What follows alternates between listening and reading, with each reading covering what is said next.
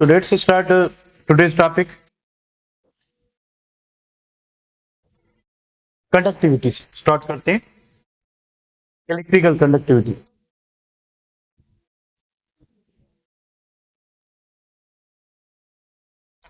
तो पहले ये बात करते हैं कि इलेक्ट्रिक कंडक्टिविटी होती क्या है। ठीक है, हम बचपन से पढ़ते आते हैं, क्या पढ़ते आते हैं कि भाई मेटल्स गुड कंडक्टर होते हैं, metals good conductors of heat and electricity होती है। तो आखिर मेटल्स में ऐसा क्या होता है कि वो गुड कंडक्टर होते हैं। ठीक है, तो मेटल्स इस वजह से गुड कंडक्टर होते हैं कि क्योंकि उनके पास फ्री इलेक्ट्रॉन्स होते हैं, उनके पास मोबाइल इलेक्ट्रॉन्स होते हैं, उनके पास डीलोकलाइज्ड इलेक्ट्रॉन्स होते हैं। ये नई चीजें क्या होती हैं, चले देखते हैं, इनको डिस्कस करते हैं। तो हम बात करें किसकी, इलेक्ट्रिकल कंडक्टिविटी।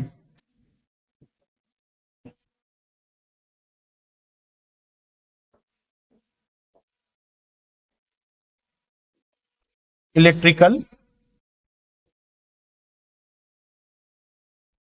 कंडक्टिविटी।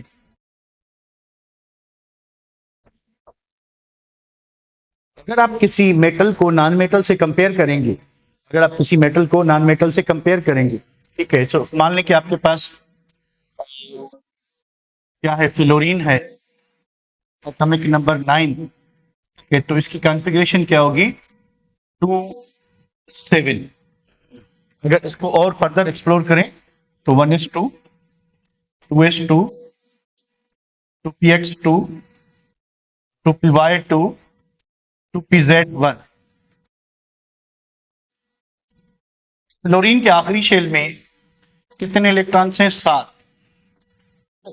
फ्लोरीन के आखिरी शेल में 7 इलेक्ट्रॉन्स हैं। ओके, सोडियम का एटॉमिक नंबर 11, 281। इसके आखिरी शेल में कितने इलेक्ट्रॉन, 1 इलेक्ट्रॉन। इसके अंदर वाले इलेक्ट्रॉन ये हैं, के शेल, एल और ये एम, एम शेल में 1 इलेक्ट्रॉन। फर्क ये है कि इसका के शेल, इसका एल शेल। अब इसके जो एल शेल के जो वैलेंस इलेक्ट्रॉन है फ्लोरीन के, ये लोकलाइज्ड होते हैं, इनको हम फ्री इलेक्ट्रॉन नहीं कहते। इसको मोबाइल का मतलब मूविंग होता है, मूव इसके इलेक्ट्रॉन भी करते हैं, इसके भी करते हैं। और मूवमेंट का फर्क क्या है, हम फ्री इलेक्ट्रॉन किसको कह रहे हैं। देखिए, अगर हमारे पास सोडियम का क्रिस्टल लेटाइस है, मान लें कि आपके पास एक बॉक्स है या लेटाइस है, ठीक है, किसका, सोडियम का। ये सोडियम एटम जो है हमारे पास मौजूद है। ठीक, हर सोडियम के पास कितने फ्री इलेक्ट्रॉन है,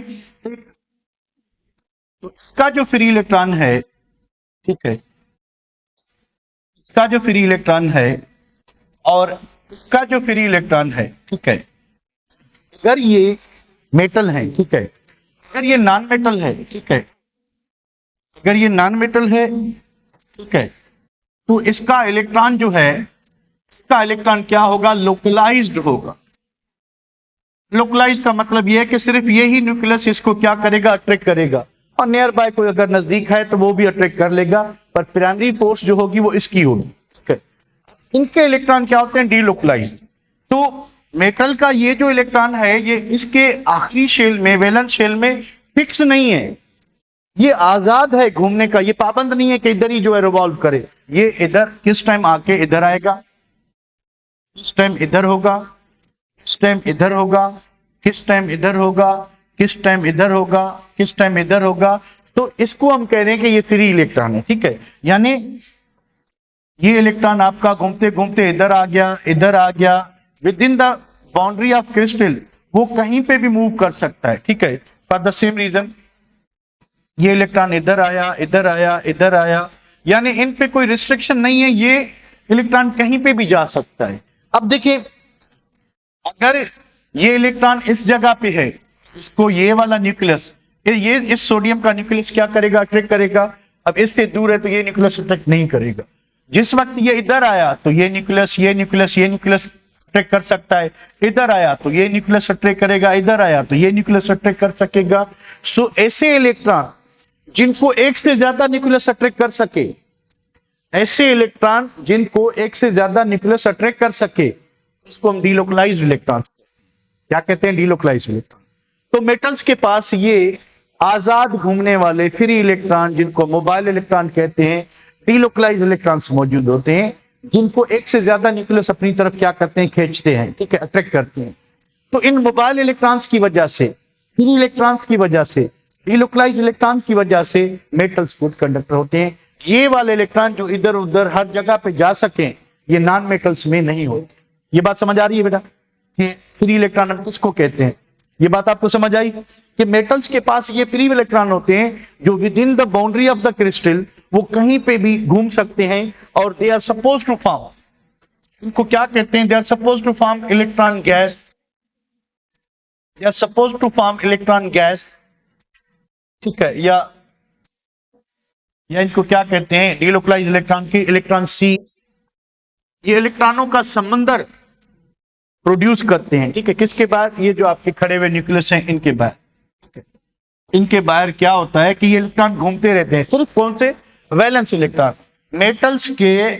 मेटल्स के जो वैलेंस इलेक्ट्रॉन्स हैं ये अपने शेल में फिक्स नहीं होते, ये आजाद होते हैं, एक जगह से दूसरी जगह घूम सकते हैं, ये आजाद होते हैं, एक जगह से दूसरी जगह घूम सकते हैं। यहां तक क्लियर है बेटा? इन इलेक्ट्रॉन्स को हम क्या कहते हैं, काम की बात करते हैं कि मेटल्स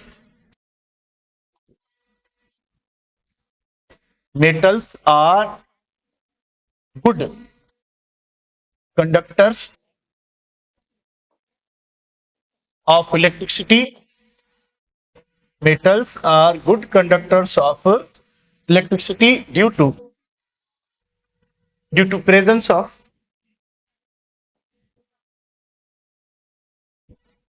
अब तीन नामों से इनको हम पुकारते हैं, क्या, due to presence of free electrons, mobile electrons, mobile में मूविंग होता है, इलेक्ट्रॉन सबके मूव करते हैं पर ये आजाद होते हैं, डीलोकलाइज्ड इलेक्ट्रॉन्स। डीलोकलाइज्ड इलेक्ट्रॉन क्या होते हैं, electrons which are attracted by more than one nuclei, which are attracted by more than one nuclei, ठीक है, क्योंकि ये घूमते रहते हैं, जिस न्यूक्लियस के नजदीक जाएंगे वो न्यूक्लियस उसको क्या करेगा, अट्रैक्ट करेगा, ठीक है। सो इस वजह से जो है इन इलेक्ट्रॉन्स की वजह से मेटल्स गुड कंडक्टर होते हैं। अब नॉन मेटल्स बैड कंडक्टर क्यों होते हैं, due to absence of these electrons, ठीक है। तो मेटलाइट के पास इलेक्ट्रॉन है पर वो इतने आजाद भी नहीं है, इतने फ्री भी नहीं है, इतने बाउंड भी नहीं है, इस वजह से वो सेमी कंडक्टर होते हैं। सेमी कंडक्टर यानी पार्शली कंडक्टर, हाफ कंडक्टर होते हैं, ठीक है। तो उनमें मेटेलिक और नॉन मेटेलिक दोनों प्रॉपर्टीज मौजूद होती हैं। अब आती हैं कि डेफिनेशन क्या है electric conductivity, measure of ability of an element to conduct electric current is called conductivity. कोई हमारे पास मटेरियल है, ठीक है, कोई सब्सटेंस है, वो एलिमेंट है, कंपाउंड है, कुछ भी है, उसमें इलेक्ट्रिक करंट इजिली कितना फ्लो करता है या कर सकता है, उसको हम कहेंगे कंडक्टिविटी। तो हम एलिमेंट्स की बात करें पीरियोडिक टेबल की, तो किस टाइप के एलिमेंट से करंट पास कर सकता है, दे आर कॉल्ड मेटल्स। तो मेटल्स के दरमियान करंट पास कर सकता है। भाई क्यों पास कर सकता है, क्योंकि उनके पास फ्री इलेक्ट्रॉन्स है, उनके पास क्या है, फ्री इलेक्ट्रॉन्स है। The conductivity is free flow of charges. What is conductivity, कि चार्जेस इजीली मूव कर सकें। अब इलेक्ट्रिसिटी में क्या होता है, इलेक्ट्रॉन्स होते हैं, ठीक है, कॉपर की वायर में इलेक्ट्रॉन्स आते हैं, सिल्वर की वायर में इलेक्ट्रॉन्स आते हैं, एल्यूमिनियम की वायर में इलेक्ट्रॉन्स आते हैं, बिजली वाले वो इन इलेक्ट्रॉन्स को, फ्री इलेक्ट्रॉन्स को क्या करते हैं, रिमूव करते हैं, रिप्लेस करते हैं, उनकी जगह लेते हैं। फिर मेटल वाले इलेक्ट्रॉन जहां सर्किट में जाएंगे, जो इलेक्ट्रिकल एनर्जी उनमें स्टोर है उसका काम करेंगे और करंट पास होगा। कहीं उन्होंने बल्ब जलाया, कहीं उन्होंने पंखा चलाया, कहीं उन्होंने हीटर जो है वो स्टार्ट करके दिया, ठीक है। तो यानी वो जो उनके पास जो एनर्जी होती है वो लास्ट करते हैं, ठीक है। उसके बाद क्या है, it is measure how easily charges are electrons flow through an element, कि जो बिजली वाले इलेक्ट्रॉन हैं, बिजली वाले इलेक्ट्रॉन वो एलिमेंट से कितना इजीली गुजर सकते हैं, इसको हम कंडक्टिविटी कहते हैं। और इसका जो इनवर्स होगा वो रेजिस्टिविटी होगा, ठीक है। तो inverse of conductivity is resistivity, की रुकावट कितनी है, नॉन मेटल में ज्यादा होगी, मेटल्स में कम होगी। Metals are good conductors because of presence of delocalised electrons और free electron. Non metal poor conductor होते हैं क्योंकि इनमें ये फ्री इलेक्ट्रॉन नहीं होते। नॉन मेटल्स में फ्री इलेक्ट्रॉन नहीं होते, ठीक है। Metalloids are neither good nor bad, यानी उनके जो इलेक्ट्रॉन है इतने इजी नहीं है, इतने फ्री मूव नहीं कर सकती जितने मेटल के करते हैं, पर इतने बाउंड भी नहीं है जितने नॉन मेटल के होते हैं, ठीक है। तो इस वजह से उनकी जो कंडक्टिविटी होती है नॉन मेटल से ज्यादा होगी, मेटल से क्या होगी, कम होगी, ठीक है बेटा। उसके बाद क्या चीज है, conductivity generally follow metallic character और इलेक्ट्रोपॉजिटिविटी ट्रेंड। कंडक्टिविटी जो है मेटेलिक कैरेक्टर इलेक्ट्रोपॉजिटिविटी का जो है ट्रेंड फॉलो करती है, पर ये जरूरी नहीं है। Conductivity increases down the group, के अगर आप ग्रुप में मूव करते हो, देखिए ये देखें भाई, 1A ग्रुप का कोई भी एलिमेंट है, ठीक है, तो 1A ग्रुप वालों के पास एक ही फ्री इलेक्ट्रॉन होता है, nucleus electron, nucleus electron, nucleus electron, nucleus electron, ठीक है। तो सबकी कॉन्फ़िगरेशन क्या होगी, NS1, सबके पास 1 इलेक्ट्रॉन, एक ही इलेक्ट्रॉन होगा, वैलेंस शेल में एक ही फ्री इलेक्ट्रॉन होगा। जब ग्रुप में फ्री इलेक्ट्रॉन सेम है, जब ग्रुप में फ्री इलेक्ट्रॉन क्या है, सेम है, जब ग्रुप में फ्री इलेक्ट्रॉन सेम है तो फिर कंडक्टिविटी किस पे डिपेंड करेगी, साइज पे, कि लूजली बाउंड इलेक्ट्रॉन किसका है। छोटे एटम का इलेक्ट्रॉन टाइटली बाउंड होगा तो वो इतना इजी नहीं होगा, इतना इजीली रिप्लेस नहीं होगा जितना कि बड़े का होगा। तो अगर आपके पास लिथियम है, सोडियम है, पोटाशियम है, रुबिडियम है, तो गुड कंडक्टर कौन होगा, गुड कंडक्टर कौन होगा बेटा, कौन होगा गुड कंडक्टर, रुबिडियम होगा, ठीक है। यानी ग्रुप के अंदर कंडक्टिविटी इंक्रीज होती है, ठीक है, पीरियड के अंदर बढ़ती है up to 3 group. Up to 3 group conductivity क्या होती है, लेकिन ट्रांजिशन एलिमेंट के और ट्रेंड से उनको रहने दे। हम बात करें एस ब्लॉक और पी ब्लॉक एलिमेंट की, तो कंडक्टिविटी पहले तीसरे ग्रुप तक बढ़ती जाएगी, चौथे में फिर मॉडरेट हो जाएगी, और 5वें से लेकर 8वें तक वो पुअर कंडक्टर होते हैं, बैड कंडक्टर होते हैं, उनकी कोई कंडक्टिविटी नहीं, ठीक है। यही टेबल देख लेते हैं, टेबल है नहीं मेरे ख्याल में, तो हाँ ये बुक वाला टेबल देखते हैं कि भाई 1A और 2A वाले high electric conductivity good conductor होते हैं। पर अगर दोनों में कंपैरिजन की जाए, दोनों में कंपैरिजन की जाए तो कौन ज्यादा कंडक्टर होगा, 1A के 2A, 1A के 2A, जल्दी बताएं।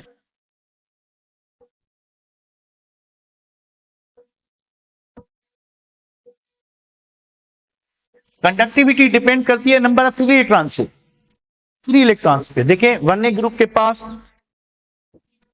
1A ग्रुप के पास एक फ्री इलेक्ट्रॉन, 2A के पास 2 फ्री इलेक्ट्रॉन, तो 2 फ्री इलेक्ट्रॉन यानी 2 इलेक्ट्रॉन रिमूव हो सकते हैं, तो ज्यादा कंडक्टिविटी किसकी होगी, 2A की। तो कंडक्टिविटी जो है आपकी 1A की कम होगी 2A से, 2A की कम होगी किससे, 3A से। ऐसा क्यों हो रहा है, आप मूव करें लिथियम से, लिथियम से सॉरी, अगर आपके पास है सोडियम से आप मैग्नीशियम मूव करते हैं, मैग्नीशियम पे आप एल्यूमिनियम मूव करते हैं, ठीक है। तो इनके पास देखिए क्या चीज है, इसके पास एक अनपेयर्ड इलेक्ट्रॉन, इसके पास अनपेयर्ड नहीं सॉरी फ्री इलेक्ट्रॉन, इसके पास 2, एल्यूमिनियम के पास 3 फ्री इलेक्ट्रॉन, एल्यूमिनियम के पास 3 फ्री इलेक्ट्रॉन। तो कंडक्टिविटी क्या होती जाएगी, इंक्रीज होती जाएगी, कंडक्टिविटी इंक्रीज होगी इन द पीरियड 2-3 ग्रुप, ठीक है। फिर 4 ग्रुप में इसके नीचे आगे क्या आएगा, जर्मेनियम आएगा। जर्मेनियम जो है वो क्या है, मॉडरेट कंडक्टर है, यहां से गुड कंडक्टर है, तीनों गुड कंडक्टर हैं, कंडक्टिविटी ज्यादा किसकी होगी, एल्यूमिनियम की, ठीक है। एल्यूमिनियम से जैसे ही जर्मेनियम की तरफ जाएंगे तो वो फिर सेमी कंडक्टर हो जाएगा, मॉडरेट कंडक्टर होगा, ठीक है। इस तरह से ये पीरियड का मैं आपको बता रहा हूं। ग्रुप का हमारा बुक क्या बता रहा है कि 1A और 2A ग्रुप के एलिमेंट बहुत अच्छे कंडक्टर हैं, ठीक है। 3A ग्रुप के एलिमेंट मॉडरेट हैं, इतने ज्यादा भी नहीं है, इतने कम भी नहीं है, ठीक है। उसके बाद ग्रुप 4A वेरिएबल है, कार्बन जो है डिपेंड करता है, कार्बन हमारे पास किस फॉर्म में है, अगर कार्बन डायमंड की फॉर्म में है तो बैड कंडक्टर होगा, अगर ग्रेफाइट की फॉर्म में है तो गुड कंडक्टर होगा, ग्रेफाइट गुड होगा, ठीक है, और डायमंड क्या होगा, बैड कंडक्टर। तो ये डिपेंड करता है। उसके बाद कार्बन जो है वो इसने पुअर लिखा हुआ है, पर कार्बन दोनों है, अगर ग्रेफाइट है तो गुड कंडक्टर, ठीक है, अगर डायमंड है तो फिर पुअर कंडक्टर। उसके बाद सिलिकॉन जो है और जर्मेनियम ये दोनों मेटलाइड है, इनकी कंडक्टिविटी मॉडरेट होगी।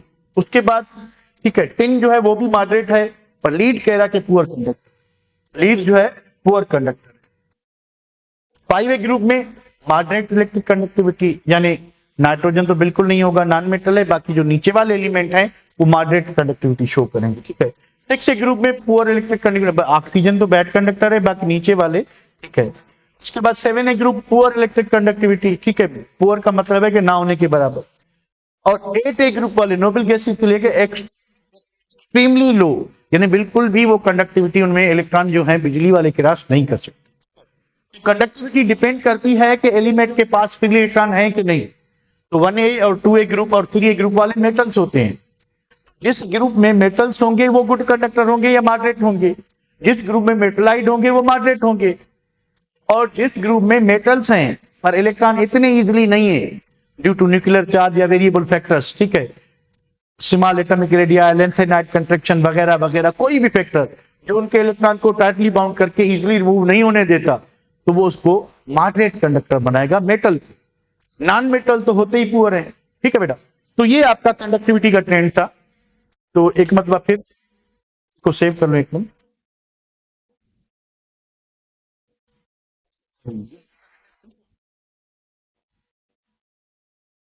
यहां पे वही लिखा हुआ है कि दीज एलिमेंट्स 4A ग्रुप में conductivity changes from poor carbon, दोनों कार्बन और लीड जो है पुअर है, मॉडरेट पुअर सिलिकॉन और जर्मेनियम है, ठीक है। तो यही जो टेबल में है वो उधर ऊपर वर्ड्स में लिखा हुआ है। नीचे उसके बाद आते हैं melting point and boiling point. Melting point पे और बॉइलिंग पॉइंट पे पहले समझते हैं कि भाई ये मेल्टिंग और बॉइलिंग पॉइंट होती क्या है। What is the melting point? Melting point उसी डेफिनेशन लिख लेता हूं कि temperature at which solid becomes liquid, solid becomes liquid, just becomes liquid। ऐसा टेम्परेचर जिस पे क्या हो कि सॉलिड लिक्विड में कन्वर्ट हो जाए, ऐसा टेम्परेचर जिसमें सॉलिड लिक्विड में कन्वर्ट हो जाए हीट करने पे, ठीक है, तो उसको हम क्या कहते हैं? Melting point. तो दूसरी बात, मेल्टिंग पॉइंट हो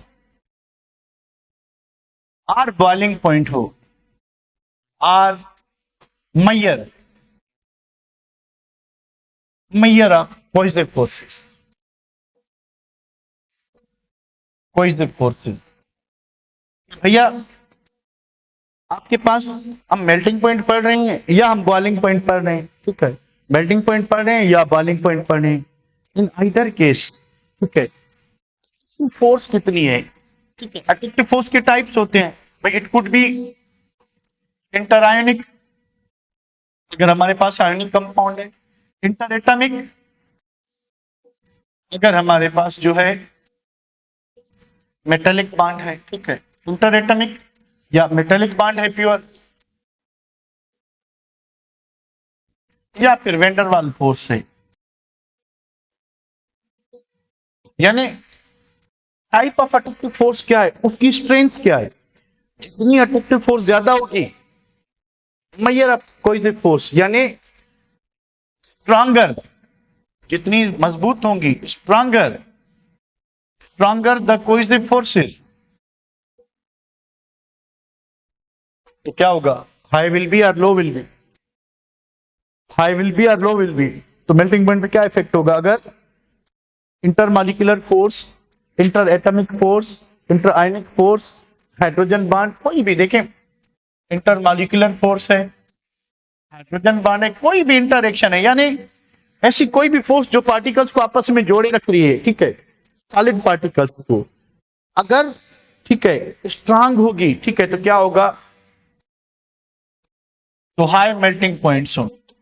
सिमिलरली जितनी ये वीकर होंगी तो मेल्टिंग पॉइंट लो होगी, यानी, ठीक है, स्ट्रांगर के बाद क्या होगा कि weaker the cohesive forces, low melting points होगी, ठीक है।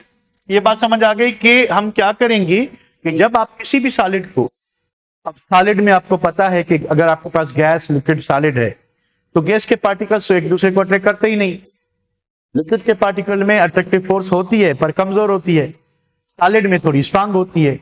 तो पार्टिकल्स जो हैं वो certain degree of attractive force से अट्रैक्टेड है। अट्रैक्टिव फोर्स इनमें से कोई भी हो सकती है, इनमें से कोई भी हो सकती है। अब जितना मजबूती से जुड़े हुए होंगे, ठीक है, और आपको पता है कि सॉलिड में सिर्फ और सिर्फ वाइब्रेशनल काइनेटिक एनर्जी होती है, ठीक है। कि जैसे ही हम सॉलिड को हीट करना शुरू करेंगे, गर्म करना शुरू करेंगे, आहिस्ता आहिस्ता ये वाइब्रेशनल एनर्जी इंक्रीज होती जाएगी, इंक्रीज होती जाएगी, इंक्रीज होती जाएगी। वाइब्रेशनल एनर्जी बढ़ती जाएगी, एक लिमिट आएगी, एक हद आएगी, जिस वक्त वाइब्रेशनल एनर्जी ट्रांसलेशनल एनर्जी में कन्वर्ट हो जाए और पार्टिकल से दरमियान जो एक फिक्स रिलेशन था, एक अट्रैक्टिव फोर्स थी, जो फिक्स डिस्टेंस था, वो जो लेटाइस बना हुआ था वो ब्रेक हो जाए।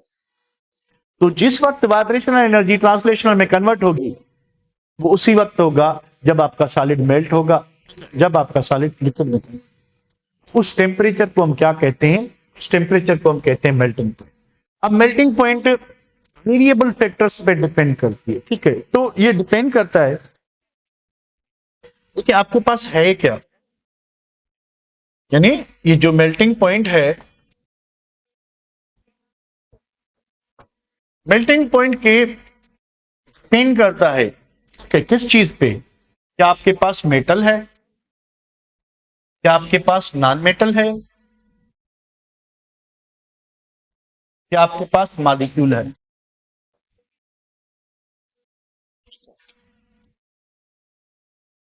या क्या आपके पास जायंट मॉलिक्यूल?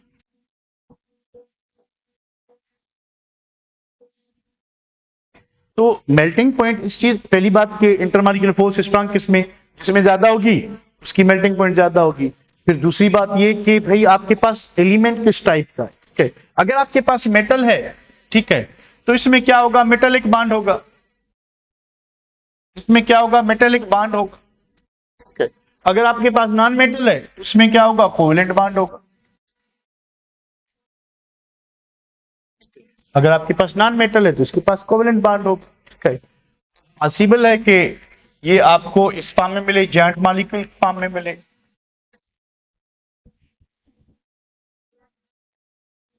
ठीक है। तो इधर से मैं हटा देता हूं। अगर आपके पास मॉलिक्यूल है, सच एज भाई आपको पता है nitrogen, oxygen, fluorine, chlorine, bromine, ये मॉलिक्यूल बनाते हैं, ठीक है। अगर तो आपके पास मेटल है तो उसमें जो अट्रैक्टिव फोर्स होगी, जो कोहेसिव फोर्स होगी, वो मेटेलिक बॉन्ड होगा। अगर आपके पास नॉन मेटल है तो उसमें कोवेलेंट बॉन्ड होगा, जो कि वेरी स्ट्रांग होता है। अगर आपके पास मॉलिक्यूल है, ऑक्सीजन, नाइट्रोजन, क्लोरीन, ब्रोमीन वगैरह, ठीक है, इनमें वेंडरवाल वीक वीक फोर्स होती है। तो ये जो मेटालिक बॉन्ड है ये मॉडरेट होता है। ये जो नॉन मेटल में कोवेलेंट बॉन्ड है ये खाली स्ट्रांग नहीं बल्कि वेरी स्ट्रांग होता है। और मॉलिक्यूल्स में आपको पता है क्या होता है? Very weak van der Waals force, van der Waals force होती है। अगर आप जो है खाली इन तीनों की कंपैरिजन करें, ठीक है, तो सबसे ज्यादा, अगर यानी हम एक इधर से लेते हैं, एक इधर से लेते हैं, एक इधर से लेते हैं, फिर बताएं हाई मेल्टिंग पॉइंट किसकी होगी? अगर हम तीनों कैटेगरी, भाई इसको 1 लेते हैं, इसको 2 मानते हैं, इसको 3 मानते हैं, तो फिर क्या होगा? मेल्टिंग पॉइंट ज्यादा किसकी होगी?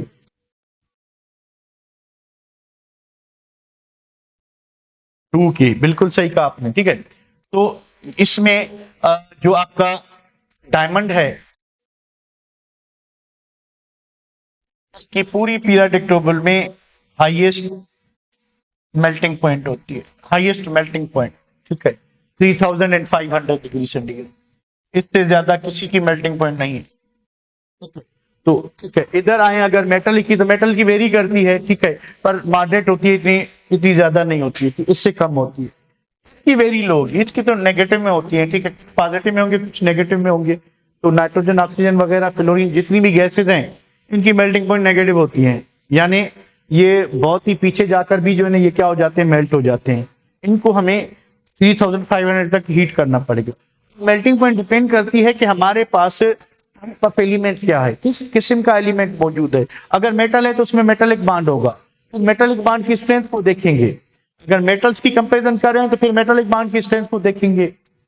अगर आप जॉइंट मॉलिक्यूल्स की या इंटर एटॉमिक फोर्सेस को कंसीडर करें तो फिर आप साइज ऑफ एटम को देखोगे। इसका जो कोवेलेंट बॉन्ड की स्ट्रेंथ है that is inversely proportional to atomic size.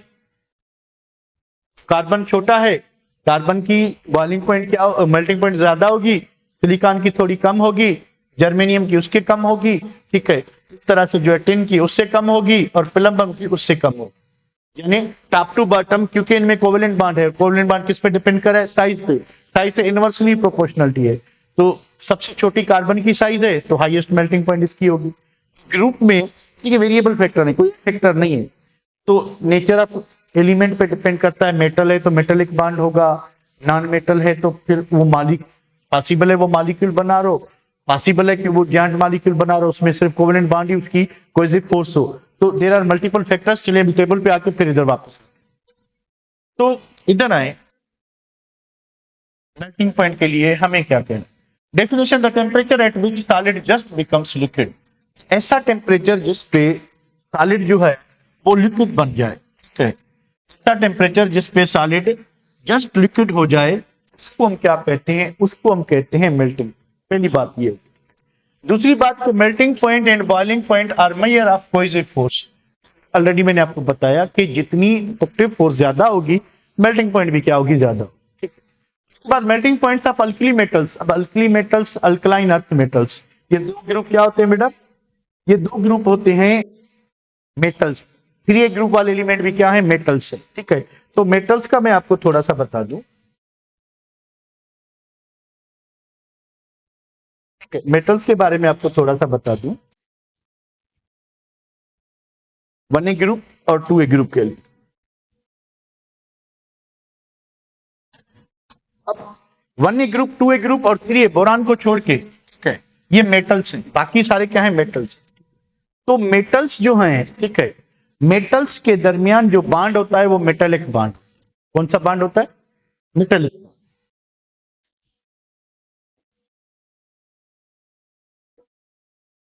Metallic bond की जो स्ट्रेंथ है ये कितना मजबूत होगा? ये inversely proportional to size, directly proportional to number of free electrons.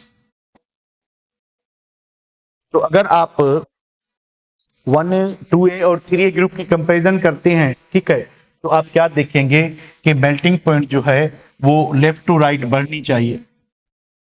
Left to right बढ़नी चाहिए। क्यों बढ़नी चाहिए? क्योंकि साइज कम हो रही है।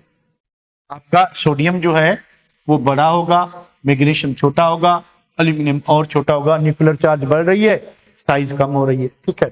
तो देखिए 97, 97 से 651, 651 से 650, 58, ठीक है। यानी आपकी जो मेल्टिंग पॉइंट है वो लेफ्ट टू राइट क्यों बढ़ रही है? क्योंकि मेटेलिक बॉन्ड की स्ट्रेंथ जो है वो बढ़ रही है। क्यों बढ़ रही है? साइज कम हो रही है और फ्री इलेक्ट्रॉन बढ़ रहे हैं। इसके पास एक फ्री इलेक्ट्रॉन, ठीक है, इसके पास एक फ्री इलेक्ट्रॉन, इसके पास दो, इसके पास तीन। तो जितने फ्री इलेक्ट्रॉन ज्यादा होंगे इतना मेटेलिक बॉन्ड क्या होगा? स्ट्रांग होगा। तो एल्यूमिनियम का बॉन्ड और स्ट्रांग होगा, ठीक है।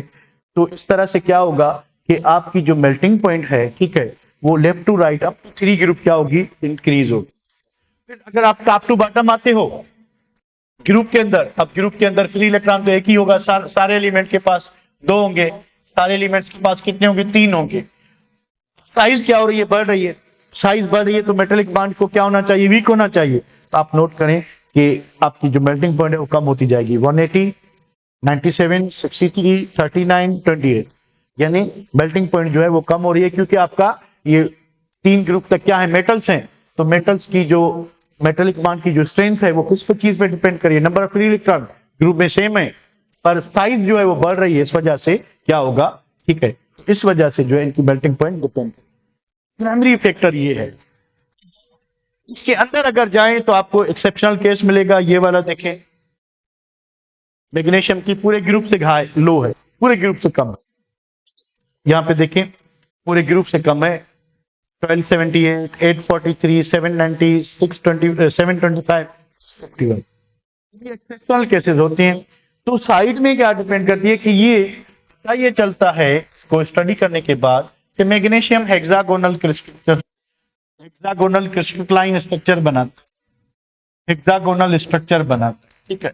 मैग्नीशियम हेक्सागोनल स्ट्रक्चर बना, हेक्सागोनल स्ट्रक्चर में इनके जो मैग्नीशियम एटम्स है एक दूसरे से दूर दूर होते हैं एज कंपेयर टू जो दूसरे ग्रुप के एलिमेंट है, बेरिलियम हो गया, कैल्शियम होगा, स्ट्रोंशियम हो गया, बेरियम, ये क्यूब क्रिस्टल बनाते हैं, कोई बॉडी सेंटर कोई फेस सेंटर। उनमें जो एटम्स की जो डेंसिटी है वो ज्यादा होती है, एटम और उसके इलेक्ट्रॉन्स, उनके जो लेयर्स हैं और उनकी जो कोहेसिव एनर्जी है वो ज्यादा होती है। इस वजह से उनकी जो मेल्टिंग पॉइंट एक एक्सेप्शनल केस है, इस वजह से क्योंकि ये हेक्सागोनल रिंग स्ट्रक्चर बनाते हैं। ये हर किसी की अपनी अपनी कहानी होगी। अब सब एक्सेप्शन की हम कहानी नहीं पढ़ेंगे, जनरल ट्रेंड की बात करते हैं कि नॉर्मली यहां तक अगर आप 3 ग्रुप तक देखेंगे तो मेल्टिंग पॉइंट जो है वो क्या होगा कि मोर और लेस टॉप टू बॉटम क्या होती है। 3 ग्रुप का ऑलरेडी हमने पढ़ा था कि इसका कोई दीन ईमान नहीं है, तो इसमें रेगुलर वेरिएशन आपको दिखाई देगी ही देगी, पर 1A और 2A ग्रुप में आपको एक regular variation with one exception, magnesium. इसके अलावा आप क्या देखोगे कि टॉप टू बॉटम जो है आपकी जो मेल्टिंग पॉइंट है वो कम होती जाएगी due to decrease in strength of metallic bond. यहां तक कोई दिक्कत बेटा? यहां तक कोई दिक्कत? मैं इसको सेव कर लूं। 1 और 2A ग्रुप में मेटेलिक बॉन्ड होता है, मेटेलिक बॉन्ड की स्ट्रेंथ 3 इलेक्ट्रॉन्स पर डिपेंड करती है। 1 ग्रुप में 1 फ्री इलेक्ट्रॉन, 2 ग्रुप में 2, तो अगर 1 और 2 को कंपेयर करोगे तो 2 की ज्यादा होगी। अगर सेम द ग्रुप करोगे तो टॉप टू बॉटम डिक्रीज होगी। यहां तक कोई प्रॉब्लम?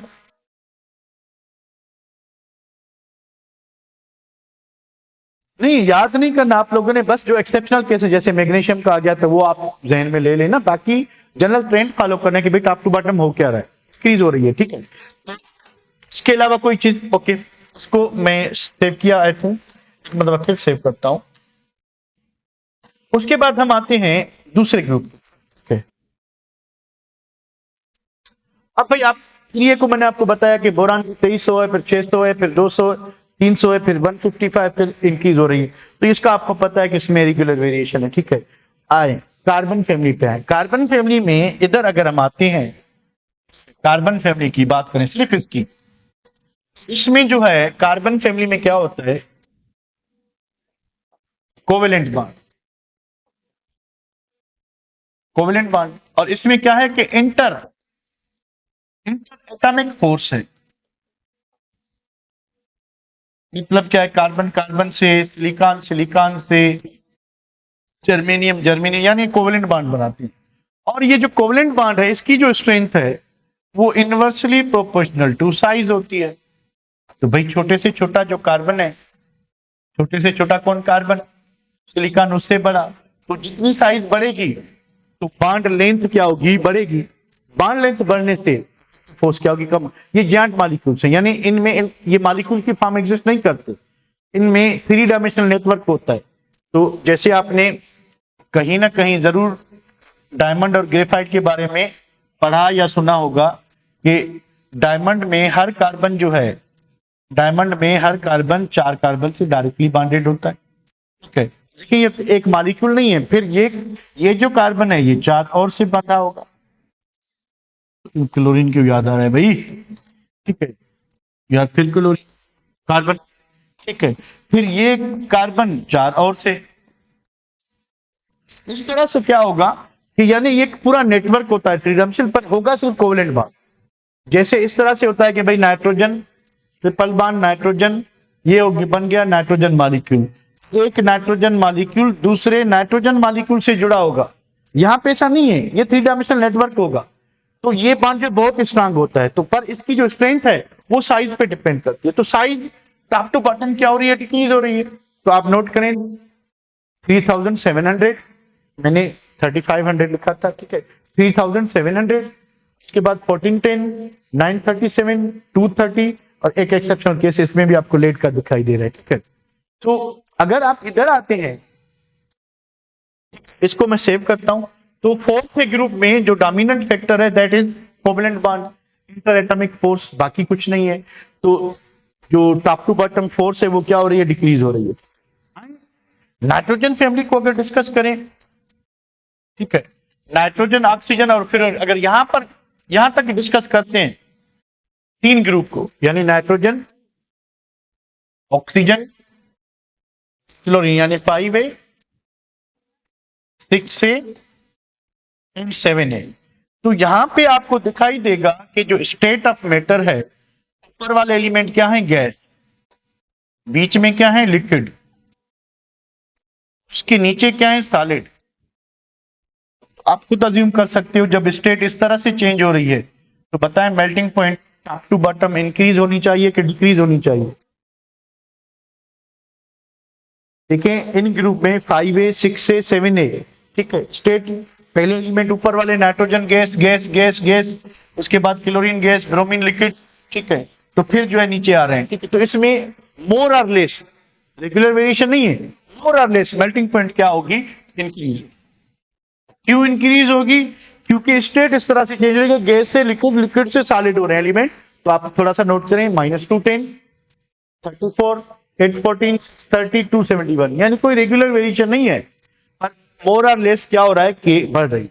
इधर आए ऑक्सीजन फैमिली में -219, 119, 217, 450, उसके बाद नीचे नहीं है, इन्हें 6 के ग्रुप में कंटिन्यूसली बढ़ रही है। 7 पे आए -220, -120, -7 के 114, तो 7A में भी, यानी इसमें एक एक्सेप्शन केस है, ये वाला आर्सेनिक वाला, ठीक है। उसके बाद तो इसको भी सेव करते हैं। बात करते हैं आखिरी ग्रुप की, किसकी, नोबल गैसेस। नोबल गैसेस जो है वो क्या बनाते हैं, मॉलिक्यूल्स बनाते हैं। Noble gases molecules, noble gases molecules बनाते हैं, एक ग्रुप। इनमें वीक वंडरवाल फोर्स होती है, वंडरवाल फोर्स होती है, और वंडरवाल फोर्स डायरेक्टली प्रोपोर्शनल होती है, साइज डायरेक्टली प्रोपोर्शनल होती है मॉलिक्यूलर मास, मॉलिक्यूलर मास। जैसे ही आप हीलियम से नियान, नियान से आर्गान, आर्गान से क्रिप्टॉन, क्रिप्टॉन से जीनान, जीनान से रेडान आओगे, आप क्या नोट करोगे, आप नोट करोगे एक तो साइज, उसके बाद मास, दोनों क्या हो रहे हैं, इंक्रीज हो रहे हैं।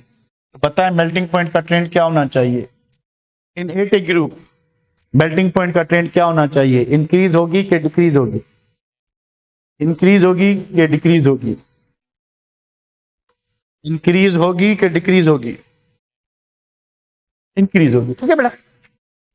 तो मेल्टिंग पॉइंट जो है आपकी while moving from helium to radon क्या होती जाएगी, मेल्टिंग पॉइंट इंक्रीज होगी, ठीक है, मेल्टिंग पॉइंट इंक्रीज होगी। तो इसको भी मैं सेव करता हूं और एक मरतबा सारे को रिपीट, ठीक है। इसको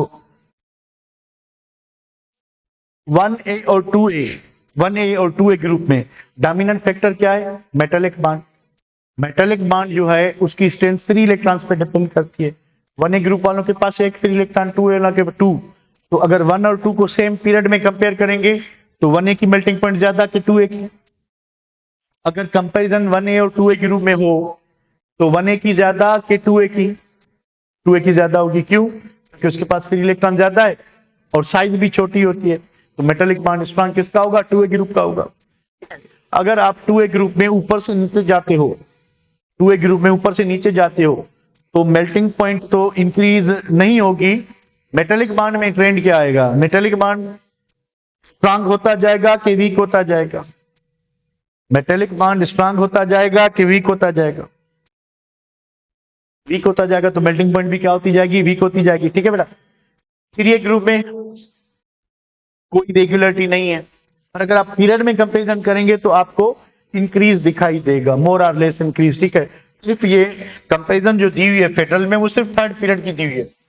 मेल्टिंग पॉइंट की जो कंपैरिजन है किसकी दी है, थर्ड पीरियड की। थर्ड पीरियड में sodium metal 1 free electron, magnesium metal 2 free electron, aluminium metal 3 free electron, ठीक है, सिलिकॉन मेटलाइट। तो आप नोट करें कि मेल्टिंग पॉइंट बढ़ रही है 97 से 651, 651 से 650। अगर इसको भी आप सिलिकॉन को भी कुछ वक्त के लिए अगर मेटल कंसीडर कर भी लें फिर भी बढ़ रही है, ठीक है। उसके बाद फिर भाई कार्बन फैमिली में जो डोमिनेंट फैक्टर है जो मेल्टिंग पॉइंट को गवर्न कर रहा है, that is what, that is inter atomic force या कोवेलेंट बॉन्ड। कोवेलेंट बॉन्ड की स्ट्रेंथ पर डिपेंड करती है साइज पे। तो साइज ऊपर से नीचे क्या हो रही है, बढ़ रही है। साइज बढ़ने का इफेक्ट क्या होगा देखें, दो छोटे एटम, दो बड़े एटम। इलेक्ट्रॉन्स जो हैं न्यूक्लियस के नजदीक, इलेक्ट्रॉन न्यूक्लियस से दूर। ठीक है, जितना न्यूक्लियस के दरमियान जो इलेक्ट्रॉन है, नेगेटिव चार्ज वाले इलेक्ट्रॉन, जितना ये दूर होंगे तो फोर्स वीक होगी। तो टॉप टू बॉटम इसमें कार्बन फैमिली में क्या होगा कि मेल्टिंग पॉइंट कम होती जाएगी। ठीक है, तो नाइट्रोजन फैमिली में क्या है, इरेगुलरिटी है, पर नाइट्रोजन गैस है, नीचे वाले सॉलिड हैं, मोर और लेस नीचे ऊपर से नीचे इंक्रीज हो रही है। ऑक्सीजन फैमिली और उसमें हैलोजेंस में रेगुलर वेरिएशन है, क्योंकि स्टेट इस तरह से चेंज हो रही है, पहले गैस फिर लिक्विड फिर सॉलिड। तो मेल्टिंग पॉइंट दोनों ग्रुप में, बल्कि इन तीनों ग्रुप में रेगुलर वेरिएशन है। तीनों ग्रुप में रेगुलर वेरिएशन है कि top to bottom continuously melting point क्या हो रही है, इंक्रीज। कोई क्वेश्चन है तो पूछ लें बेटा, कोई क्वेश्चन है तो पूछिए।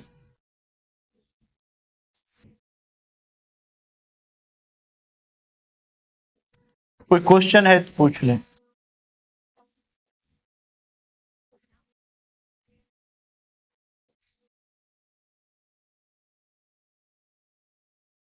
Which is more electronegative? sp sp ज्यादा होगा बेटा, sp ज्यादा इलेक्ट्रोनेगेटिव होगा। देखें हाइब्रिडाइजेशन में कोई भी एलिमेंट है, ये मोस्टली हम कार्बन में अप्लाई करते हैं। कार्बन sp हाइब्रिडाइज्ड है, कार्बन sp2 है, कार्बन sp3 है। तो ये जो कार्बन है, ये कार्बन जो है, ठीक है, ये वाला कार्बन, ये कार्बन क्या होगा, मोस्ट इलेक्ट्रोनेगेटिव होगा, ये मॉडरेट होगा, और ये आपका लीस्ट होगा, कम से कम इलेक्ट्रोनेगेटिव भी। ये ऑर्गेनिक केमिस्ट्री में पढ़ेंगे। और कोई बेटा?